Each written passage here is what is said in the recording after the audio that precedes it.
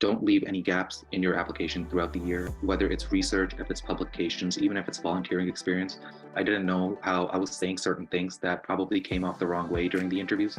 And when sitting down with the panelists and talking to them, I think they helped guide me a little better as to how I should behave in turn. Morning, good evening, good afternoon, everyone. Today we have our student, Dr. Mandeep Saini, who overcame a lot of challenges to match successfully in this season. So we wanted to just sit down with him and discuss what those were and some tips for other applicants. So welcome, Mandeep, and glad you can make it. Thank you, sir, for having me. So let's start with a bit of an introduction about you, Mandeep. Tell us about your background and year of graduation and such. Pawan sir, my name is Mandeep Saini. I'm actually a US citizen. I did all my education in New York, and then I went to India for my medical school. So I'm a foreign medical graduate, but a US citizen. I would say I had a couple of challenges that I faced during my match. This was my third application cycle. The first two application cycles that I went through were without any guidance. And then one of my friends actually told me he was a member of USMLE Journey as well. And he matched as well this year. So he was like, okay, you should try this. And I think there was a couple of challenges that I faced. One is I had a low score on my step 1 and I had an attempt on my step 2. And in between, I had taken off gap years to come do some rotations, and I had some family issues that I had to overcome. So I had about 1.5 years, 2 years of gap in between my internship.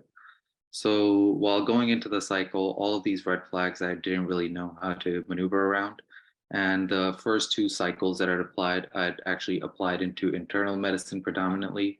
But after sitting down with the Sarthi team, I was a little bit more focused, and they told me that I should aim towards family medicine a little more, as it would be more tailored towards my application. So after which I came across the USMLE Sarthi combo plan. And I did 3 months of family medicine rotations at Hackensack and in Long Island. And all of those rotations were very good, very informative. Even though I was an extern after graduation, they still gave us hands-on experience, took us to the hospital, went through the rounds. So just kind of put us back into the system of how we wanted to practice. And yeah, so these were a couple of the main challenges that I experienced. But yes, I think I had great guidance.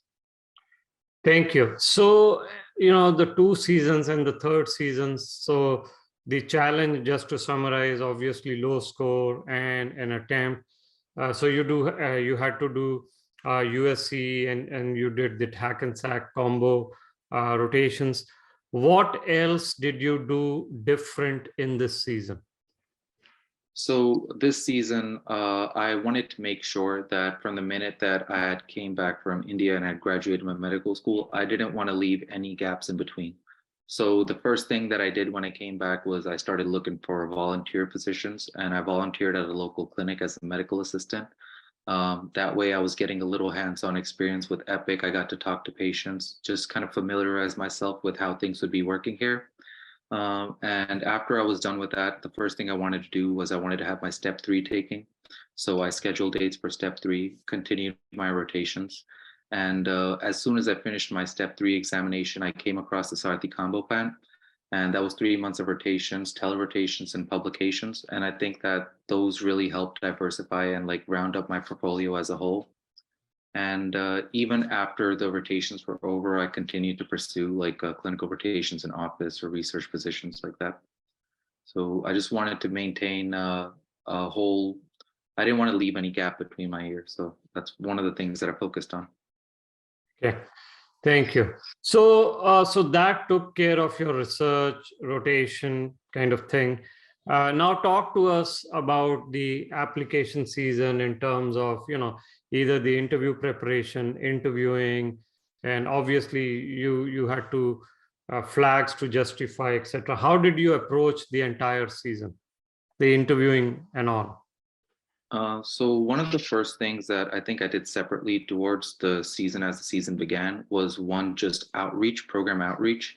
I was unaware about how important outreach was, just constantly sending out emails. I think that helped me get more interviews. And I also ended up taking the mock interviews. I was a platinum student, so I had 3 mock interviews and one with my mentor. And even though I think the last 2 cycles I had my own questions and answers prepared, I didn't know how I was saying certain things that probably came off the wrong way during the interviews. And once sitting down with the panelists and talking to them, I think they helped guide me a little better as to how I should behave and turn all my negatives into a positive aspect, give it a positive spin. So that was one of the things that I really focused on during my interviews. Thank you. So, there are a lot of applicants who are going, obviously, in this season and subsequent season. What would be your top 3 to 4 tips to them for a successful match? What should they focus on? The first and foremost, I would say, is just don't give up, right? Just stay persistent and just keep at it. And the second thing I would suggest is don't leave any gaps in your application throughout the year, whether it's research, if it's publications, even if it's volunteering experience. I would say that just keep yourself busy as it like shows interest towards a specialty.